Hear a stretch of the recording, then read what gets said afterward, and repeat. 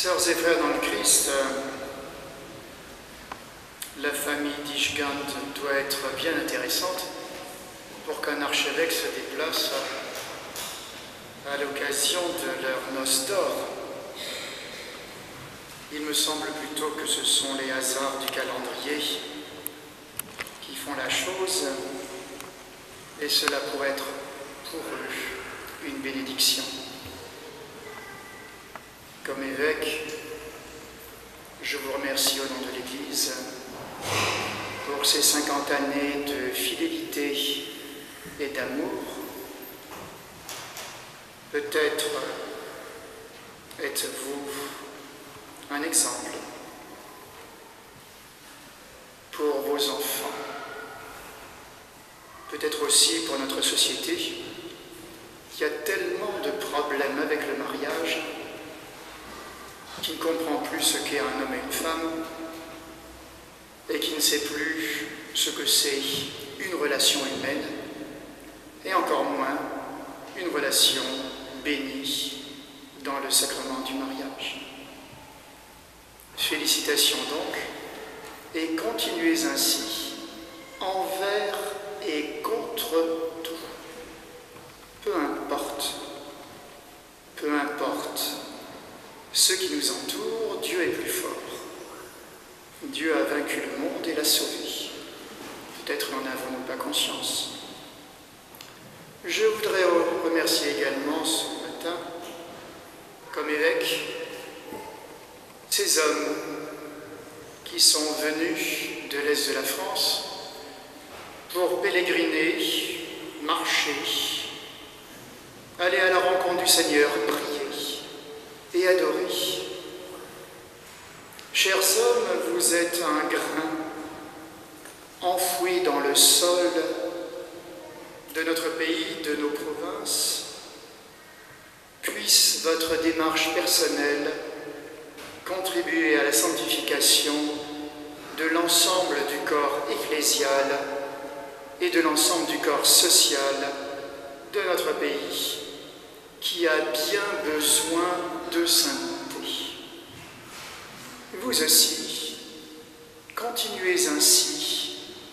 J'encourage votre fidélité et j'encourage votre amour du Seigneur à travers la dévotion de la Vierge Marie.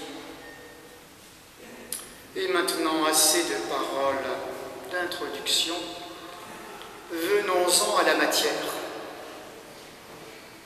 L'homélie. Sœurs et frères dans le Christ, l'évangile d'aujourd'hui est absolument merveilleux.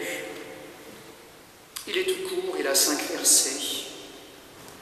Il débute par une prière. Jésus s'adresse à son Père. Il se poursuit par un enseignement où Jésus définit sa relation au Père. Il continue encore par 2 ordres. Ce ne sont pas des exhortations. Il ne dit pas « Venez s'il vous plaît à moi ». C'est un impératif. Venez à moi. Et un autre impératif. Prenez sur vous mon joug. Et un 3e impératif. Devenez mes disciples. Et il se termine par une définition en quelque sorte de ce qui vient d'être dit. Le joug que Jésus propose est facile à porter, son fardeau léger, car Jésus sait que nous sommes faibles et que nous avons beaucoup de mal à supporter les impératifs divins. Cela nous énerve même. Au nom de notre liberté, au nom de tous les prétextes que nous inventons pour ne pas suivre Jésus, pour nous éloigner de Dieu et pour ne pas adorer. Frères et sœurs dans le Christ, la prédication de Jésus avant ces quelques versets que nous venons d'entendre, vient de connaître un échec dans les bourgs de Galilée qu'il a traversés. Et malgré les miracles accomplis, Jésus n'a pas été accueilli. C'est étrange. Notre société non plus ne l'accueille pas. Les sages de son temps, ceux qui revendiquent l'intelligence de l'interprétation de la loi et des prophètes, se sont fermés à cet enseignement qu'ils jugeaient trop nouveau ou trop blasphématoire. Notre société, nous-mêmes, nous nous fermons à son enseignement car il nous est insupportable. Ces hommes, hier et aujourd'hui, n'ont pas saisi, ne saisissent pas le sens et la logique de la bonne nouvelle. Souvent, nous ne sommes pas loin d'eux. Souvent, nous sommes eux.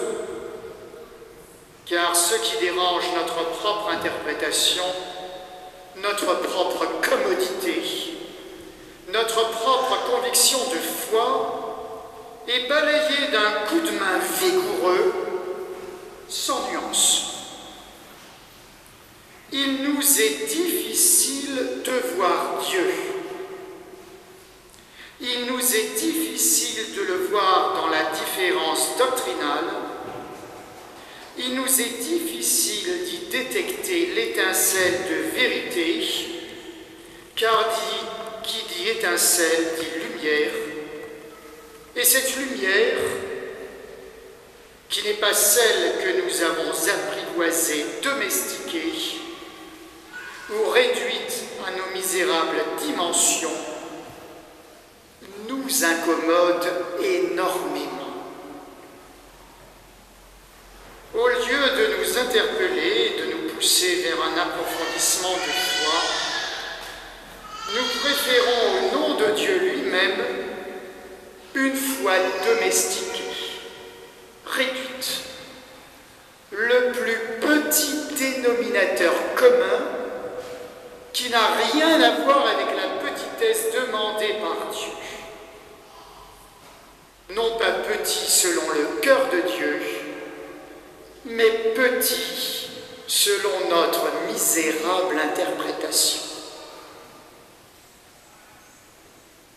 Jésus, à travers cet évangile, une nouvelle fois, nous indique le chemin à prendre. Et c'est dans la prière qu'il va découvrir le dessein de son Père, de notre Père. Il va tressaillir de joie devant sa bonté et redire dans un vibrant Magnificat les béatitudes des pauvres. L'évangile de ce dimanche nous introduit dans l'intimité de la prière de Jésus et nous montre comment il faut prier. Toute prière authentique, toute prière qui se veut chrétienne commence par le mot de Père. Père, je suis là devant toi. Père, toi qui es aux cieux. Père, toi que je désire aimer. Sœurs et frères, savons-nous encore prier? Puisant dans le trésor des Écritures, Jésus chante un hymne de jubilation à son Père. Et son regard renouvelé découvre le paradoxe d'un salut caché aux scribes, aux docteurs de la loi, aux pharisiens ses observances strictes, aux théologiens même, orgueilleux de leur savoir, salut qui nous est révélé et qui est révélé à ceux que la logique humaine sans pitié nuance, met de côté, car ils sont trop humbles, trop justes, trop saints. L'humilité nous dérange, nous n'en voulons pas. Nous désirons paraître. Et notre liberté, frères et sœurs, peut nous conduire à la damnation éternelle si elle n'est pas vécue selon la justice et la sainteté voulues par Dieu. Saint Paul dira qu'il est plus facile de vivre selon la chair. Trop d'humilité, trop de justice, trop de sainteté fait peur et dérange. Nous sommes effrayés d'être chrétiens et nous préférons rester dans nos sacristies, dans la commodité de nos églises, plutôt que de sortir sur les places pour parler de Jésus, pour parler du salut qu'il nous offre. Et d'ailleurs, nous ne savons même plus ce qu'est le salut. Jésus joue un rôle hors pair dans cette révélation. Il le peut, car il expérimente dans la prière. La prière est l'origine du témoignage et de l'évangélisation. Il n'y a pas de témoignage et d'évangélisation s'il ne s'ancre pas dans la prière.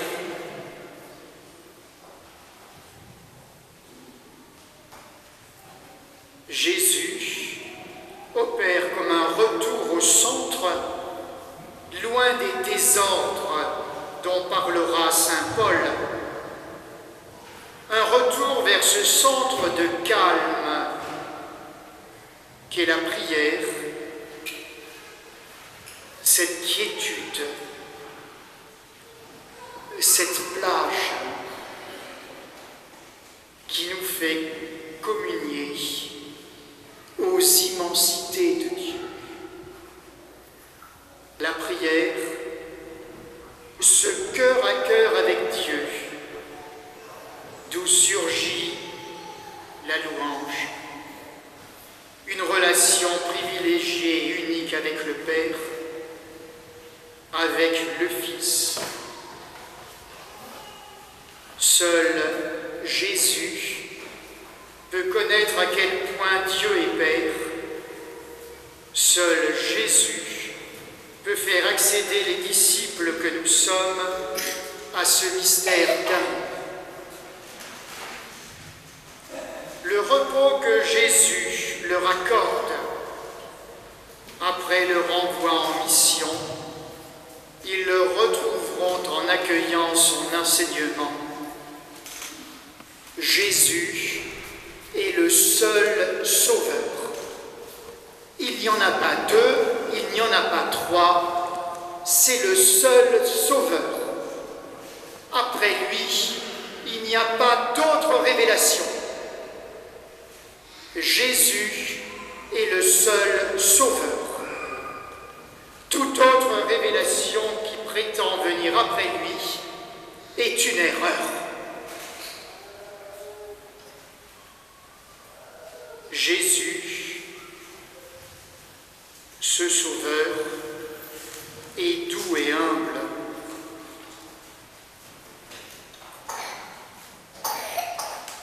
Et il revient à la seule parole de Dieu, par-delà toute interprétation humaine. Jésus n'impose rien. Il ne vient pas avec un sabre, il ne vient pas avec un bâton de gendarme. Jésus n'impose rien qu'il ne porte lui-même pour tous les hommes. Et ce qu'il a porté est lourd. C'est non seulement le poids de la croix, ce morceau de bois qui nous rappelle son amour et son salut, Ce qu'il a porté, c'est notre péché, nos péchés au pluriel. Il a donné son sang, il a donné son corps pour nous, chacun et chacune de nous en particulier, et pour tous en général.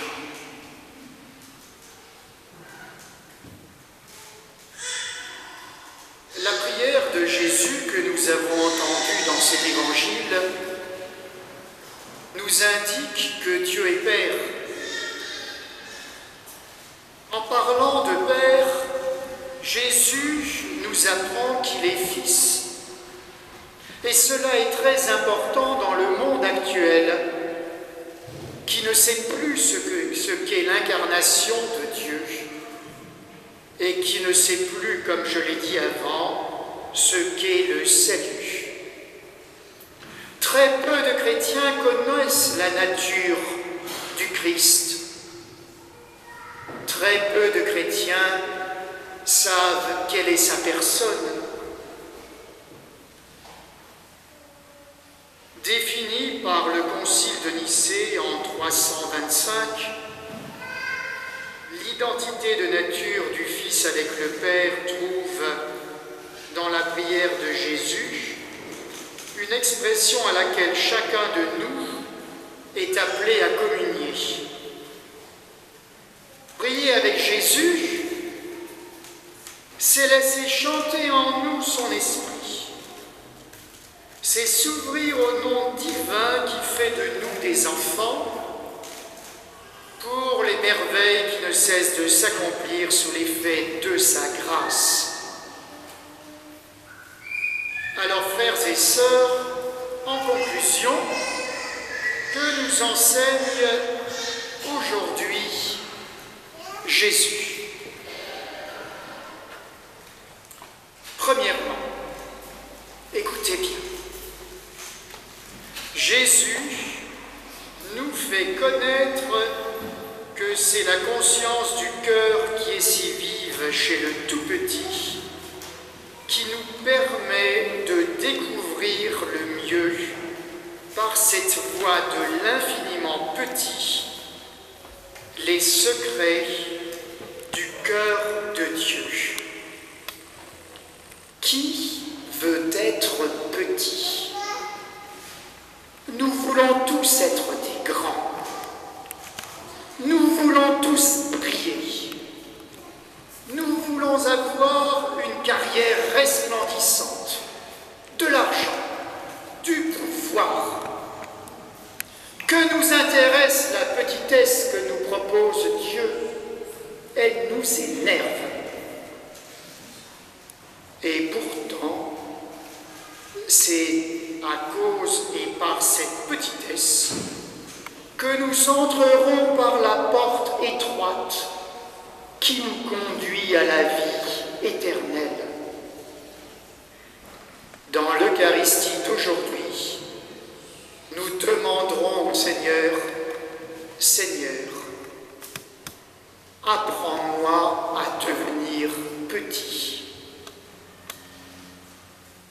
Deuxièmement, Jésus nous fait comprendre que ce n'est pas d'abord par notre intelligence et notre raison raisonnante et raisonneuse, malheureusement, que nous sommes à la ressemblance des personnes divines, mais avant tout par notre cœur.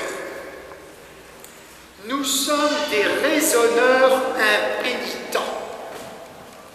Nous voulons classer et réduire Dieu dans la misérable petite boîte de notre compréhension humaine. Et tout ce qui dépasse, nous le coupons. Et d'ailleurs, certains d'entre nous ne mettent même plus Dieu dans leur cœur, car au nom de la raison, ils disent « il n'existe pas ». Et l'Écriture nous dit bien « l'insensé dit dans son cœur « Dieu n'existe pas ». L'insensé.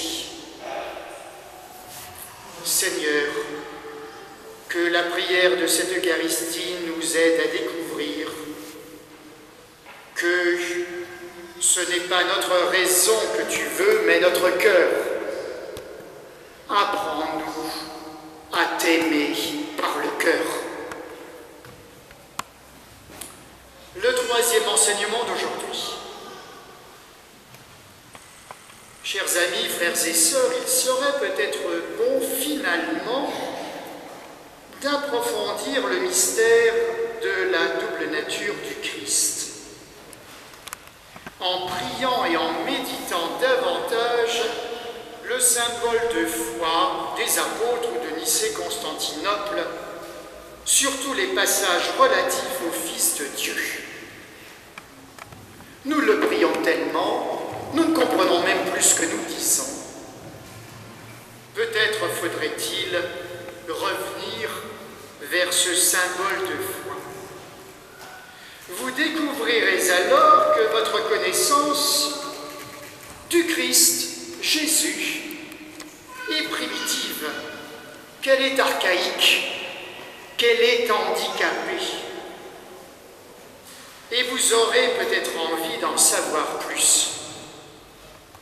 Votre prêtre sera là pour guider votre connaissance et votre approfondissement de foi. Ne soyez pas orgueilleux. Tournez-vous vers votre prêtre. Questionnez-le. Importunez-le. Frappez à sa porte jour et nuit, afin qu'il vous apprenne qui est Jésus, afin qu'il vous aide. Car c'est en reconnaissant votre propre petitesse, votre propre nécessité de connaissance du Christ Jésus, que vous créerez dans votre cœur le vrai reposoir du Seigneur.